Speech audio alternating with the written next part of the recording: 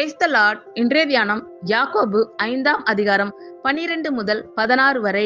விசேஷமாய் என் சகோதரரே, வானத்தின் பேரிலாவது பூமியின் பேரிலாவது வேற எந்த ஆணையினால் ஆவது சத்தியம் பண்ணாதிருங்கள். நீங்கள் ஆக்கினைக்குள்ளாக தீர்க்கப்படாதபடிக்கு உள்ளதை உள்ளதென்றும் இல்லதை இல்லதென்றும் சொல்ல கடவீர்கள். உங்களில் ஒருவன் துன்பப்பட்டால் ஜெபம் பண்ண கடவன். ஒருவன் மகிழ்ச்சியாய் இருந்தால் சங்கீதம் பாட கடவன். உங்களில் ஒருவன் வியாதிப்பட்டால் அவன் சபையின் மூப்பர்களை வரவழைப்பானாக.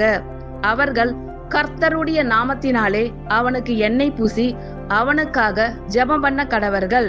அப்பொழுது விசுவாசமுள்ள ஜெபம் பிணி ஆளியை ரட்சிக்கும். கர்த்தர் அவனை எழுப்புவார். அவன் பாவம் செய்தவன் ஆனால் அது அவனுக்கு மன்னிக்கப்படும்.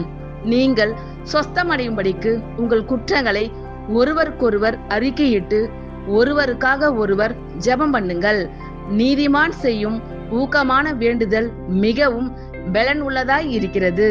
ஆமேன். கர்த்தர் உங்கள் அனைவரையும் ஆசீர்வதிப்பாராக. God bless you all.